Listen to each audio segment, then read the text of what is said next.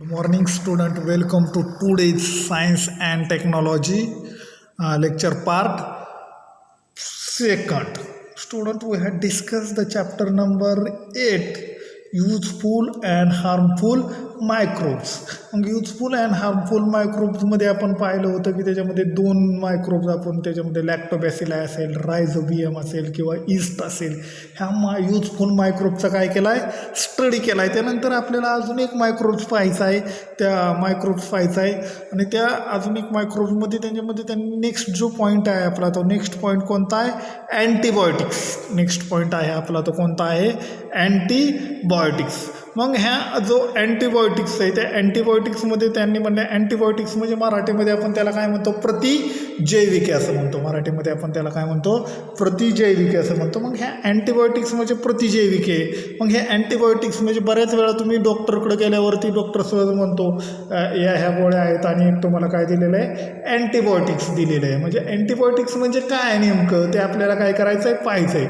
मग अँटीबायोटिक्स काय असतात तर बघा, अँटीबायोटिक्स काय आहेत तर carbon compound obtained from some bacteria and fungi. म्हणजे अँटीबायोटिक्स काय आहेत तर कार्बन कंपाऊंड आहेत, म्हणजे ते कार्बनची संयुग आहेत. कुणापासून ऑब्टेन झालेले आहेत, बॅक्टेरिया अँड फंजाई. वेगवेगळे जीवाणू आणि कवक ह्यांच्यापासून ते काय झालेले आहेत, बनलेली आहेत, त्यांच्यापासून ते मिळवतात. Carbon compound obtained from some bacteria and fungi म्हणजे वेगवेगळे जे जीवाणू आणि कवक आहेत त्याच्यापासून ते काय केले जातात, आपल्याला भेटतात. For डिस्ट्रॉईंग or preventing the growth of harmful microorganism is called as antibiotics.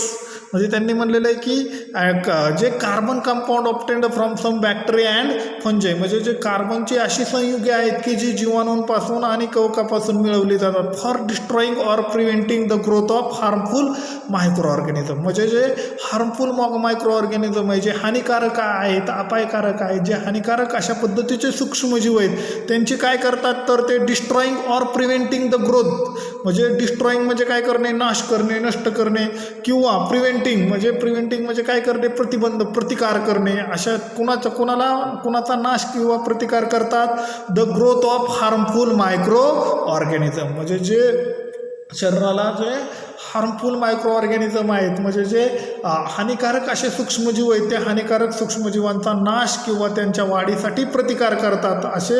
अशा सूक्ष्मजीव असे जे कार्बन कंपाऊंड आहेत त्या कार्बन कंपाऊंडला आपण काय म्हणतो, अँटीबायोटिक्स असं म्हणतो. असे जे कार्बन कंपाऊंड आहेत ते अशा कार्बन कंपाऊंडला आपण काय म्हणणार आहे, अँटीबायोटिक्स असं म्हणणार आहे. मग त्यांनी म्हणले carbon compound obtained from some bacteria and fungi for destroying or preventing the growth of harmful micro organism are called as antibiotics. त्याला काय म्हटलं जातं, अँटीबायोटिक्स असं म्हटलं जातं. Antibiotics discover of the 10th century. मग अँटीबायोटिकचा शोध कधी लागला तर 20व्या शतकामध्ये.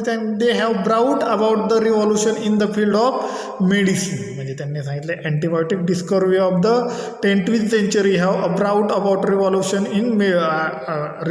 In the field of medicine. अतिशय मोठ्या प्रमाणात जी मेडिकल फील्ड आहे ते औषध निर्मिती शास्त्र आहे त्याच्यामध्ये मोठ्या प्रमाणात 20व्या शतकामध्ये जे अँटीबायोटिकचा शोध लागला त्याच्यानंतर antibiotics are discovered in 10th century have brought about a revolution in field of medicine. म्हणजे 20व्या शतकामध्ये जो अँटीबायोटिकच्या ज्या शोधामुळं आहे त्या शोधामुळं जे औषध निर्मिती शास्त्र आहे त्या औषध निर्मिती शास्त्रामध्ये एक मोठ्या प्रमाणात उत्क्रांतीच घडवून आली.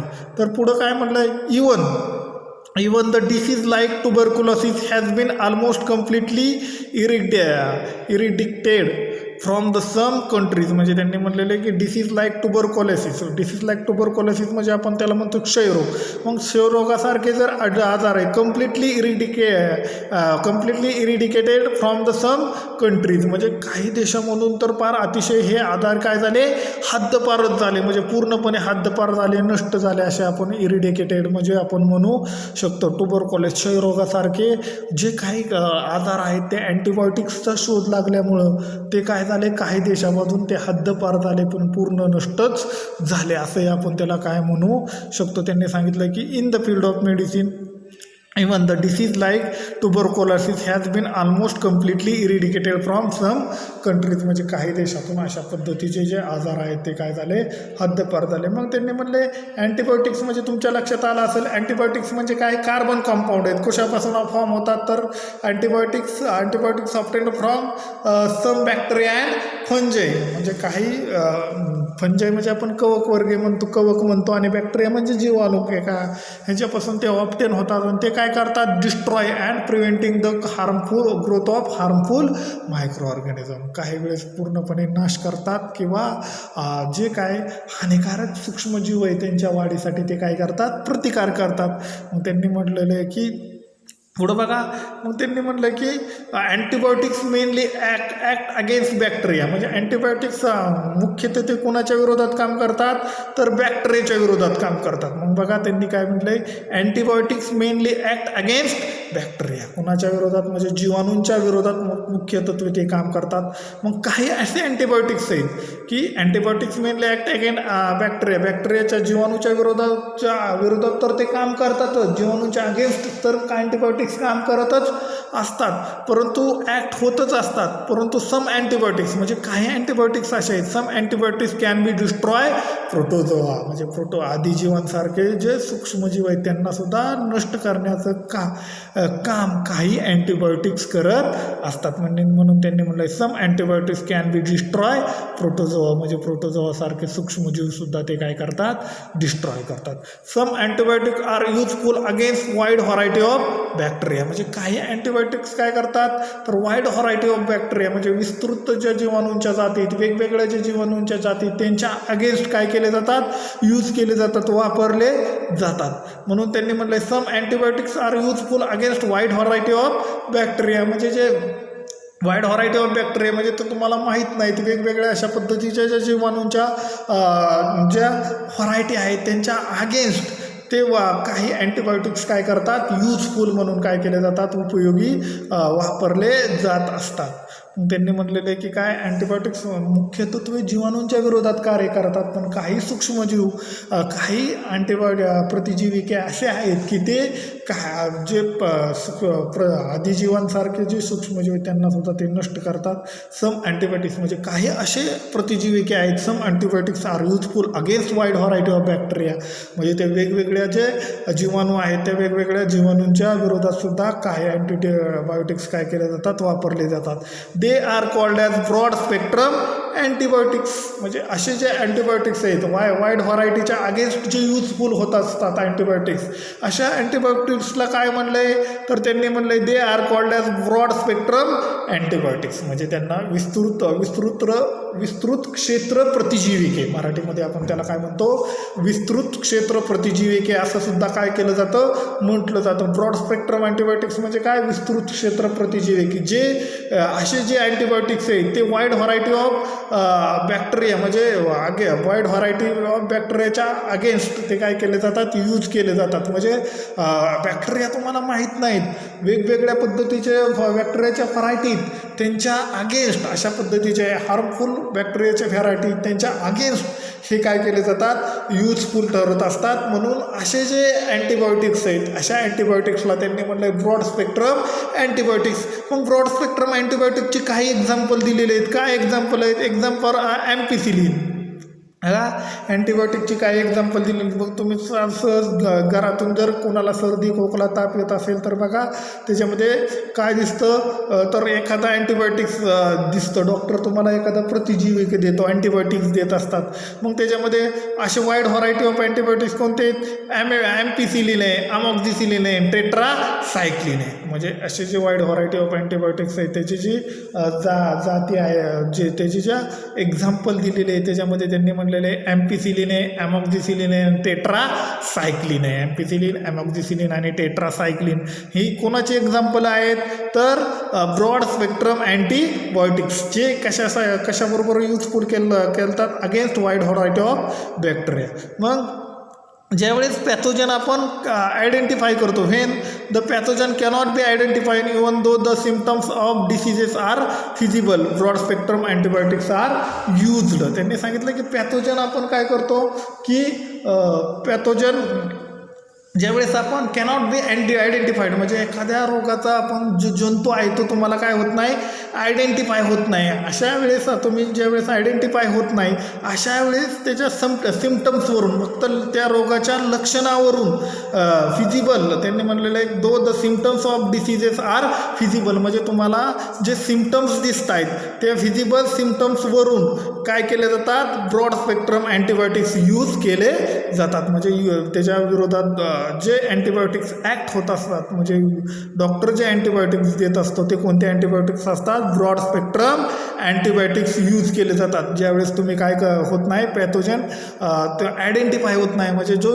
रोगजंतू आहे तो रोगजंतू तुम्हाला ओळखत नाही. तर बघा बऱ्याच वेळा आपण जोपर्यंत आपण पूर्ण डायग्नोसिस करत नाही, पूर्णपणे निदान होत नाही, रक्त वगैरे चेक करत नाही, अशा वेळेस ब्लड टेस्टिंग करत नाही, अशा वेळेस आपल्याला आजार माहीत नसतो. मग आपण डॉक्टरला म्हणतो आपल्याला सर्दी होतोय, खोकला होतोय, म्हणजे हे आपल्याला प्राथमिक ताप येतोय, हे प्राथमिक लक्षण आपल्याला दिसत असतात. म्हणजे ते काय झाले आपली सिम्पटम्स ऑफ डिसीजेस म्हणजे आपल्याला वरून दिसणारे जे डिसीजेस असतात. मग अशा वेळेस जे अँटीबायोटिक्स यूज केले जातात ते अँटीबायोटिक्स कोणते असतात, तर ब्रॉड स्पेक्ट्रम अँटीबायोटिक्स असतात म्हणजे जी रोगाच्या ज्या लक्षणावरून दिली जात असतात.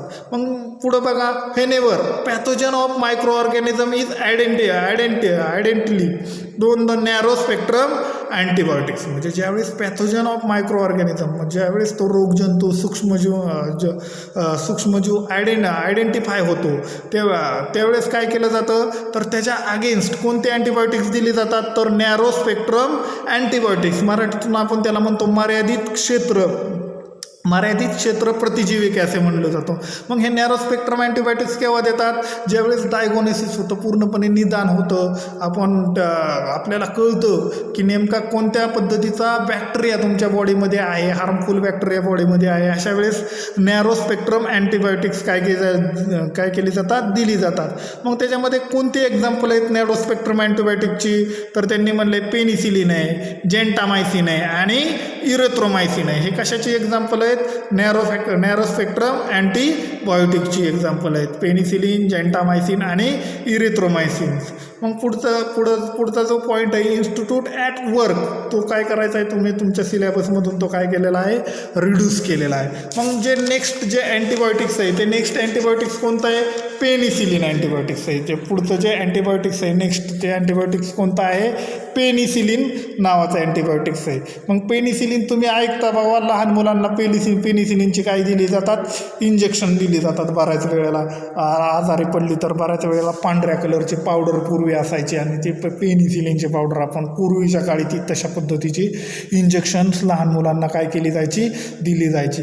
मग पेनिसिलिन काय आहे, तर बघा penicillin is a group of antibiotics obtained from fungus penicillin काय आहे, ग्रुप ऑफ अँटीबायोटिक्स आहे. तो काय ग्रुप ऑफ अँटीबायोटिक्स आहे ऑब्टेन्ड फ्रॉम फंगस पेनिसिलियम नावाचा जे कवक वर्ग आहे त्या कवकापासून पेनिसिलियम नावाचा जो कवक आहे त्याच्यापासून हे पेनिसिलिन काय होत असतं, ऑब्टेन होत असतं. म्हणून त्यांनी म्हटलं की penicillin is a group of antibiotics obtained from fungus penicillium. कुणापासून ऑब्टेन होत असतं, तर पेनिसिलियमपासून ऑब्टेन होत असतात. कोणतं, पेनिसिलिन नावाचं अँटीबायोटिक्स.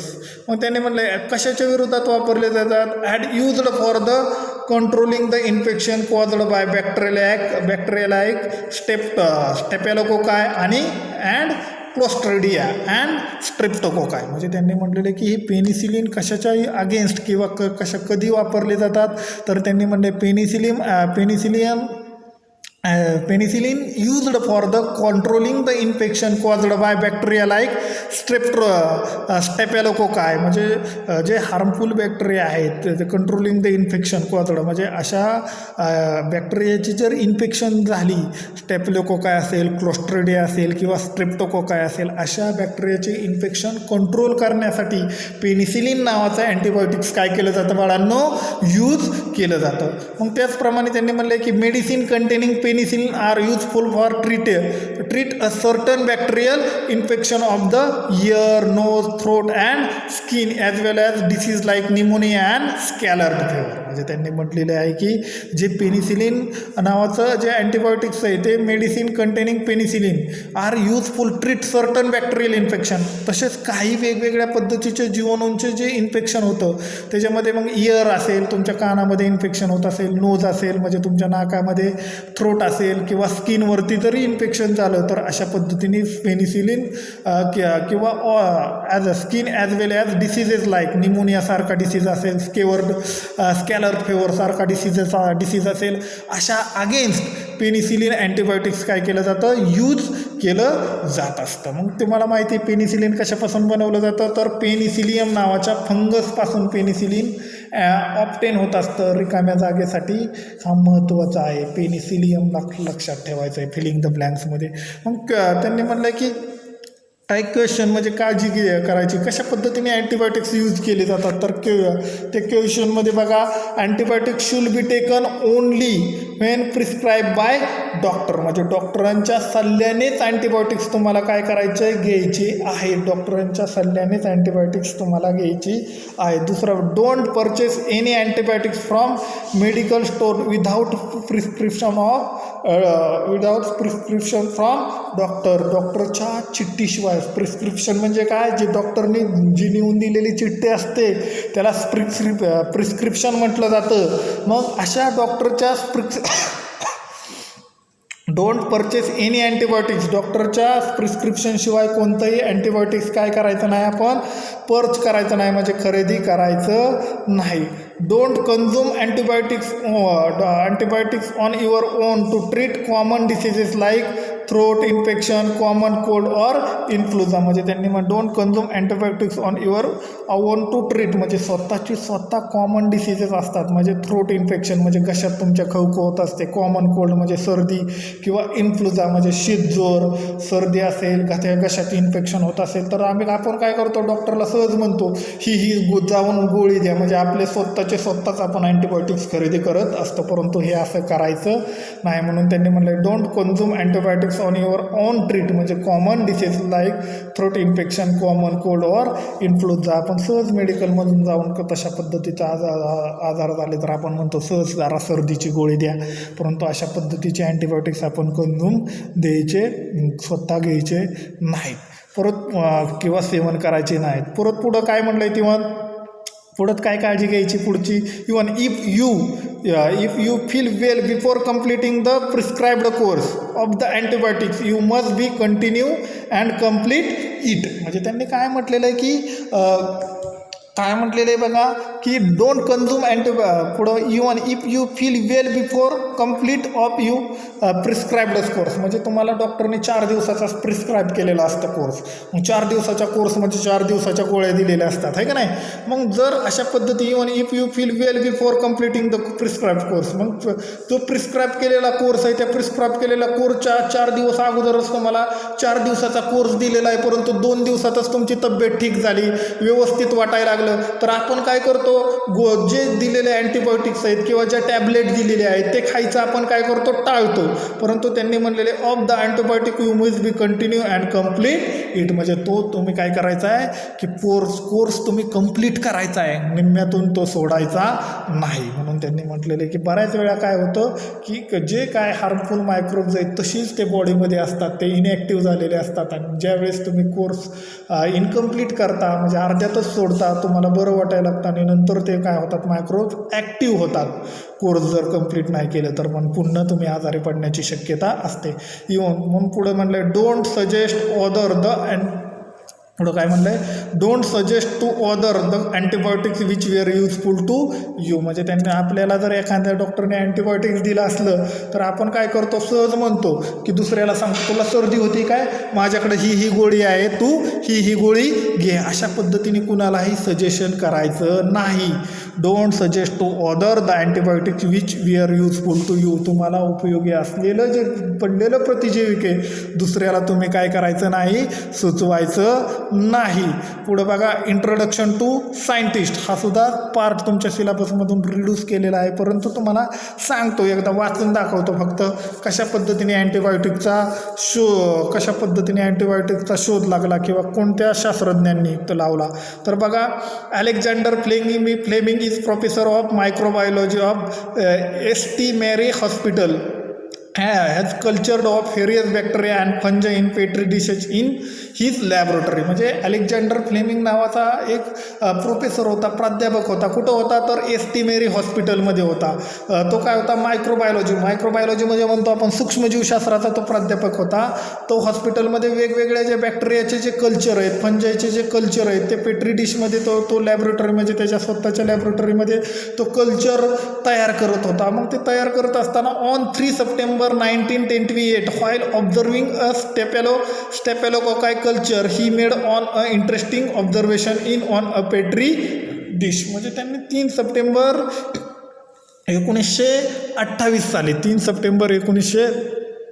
1928 साली त्याला काय ती स्टेफिलोकॉकाय कल्चरचं तो ऑब्झर्वेशन करत असताना हे मेड अ इंटरेस्टिंग ऑब्झर्वेशन. स्ट्रेप्टोकोकाय नावाचं ज्या जीवाणू त्याचं ऑब्झर्वेशन करत असताना त्याला एक इंटरेस्टिंग असं रहस्यमय अशा पद्धतीचं ऑब्झर्वेशन मिळालं. ते काय होतं, in one petri dish, in that a petri dish a fungal colonies had been growth but area around those colony was clean and clear. म्हणजे एका पेट्री डिशमध्ये काय दिसलं की त्याला फंगल कॉलनीज दिसल्या, म्हणजे एका बुरशीचे वसाहतींची वाढ झालेली त्याला दिसली आणि बाकीचा एरिया त्याला काय दिसला, क्लीन दिसला, म्हणजे अतिशय स्वच्छ अशा पद्धतीचा दिसला. bacteria had been actually been destroyed after further studies. She confirmed that the fungus growing where was a penicillium and secretion had been destroyed the bacterial colonies. म्हणजे त्याला असं दिसलं की एका पेट्री डिशमध्ये असं दिसलं की सगळे तिथं फंगस म्हणजे बुरशीची वाढ झालेली दिसली आणि त्याचा आजूबाजूचा एरिया एकदम स्वच्छ दिसला त्या पेट्री डिशमध्ये. दुसरं दिसलं काही नाही, दुसरे जे बॅक्टेरिया होते ते डिस्ट्रॉय झालेले, पूर्णपणे नाश पावलेले त्याला दिसले. आणि त्याच्यानंतर त्यांनी फर्दर स्टडी केल्यानंतर दिसलं की ती फंगस म्हणजे ती बुरशी म्हणजे कोण होतं तर पेनिसिलियम होतं. आणि त्या पेनिसिलियमने सिक्रेशन केल्यामुळे ते बॅक्टेरिया काय झाले होते, डिस्ट्रॉय झाले होते.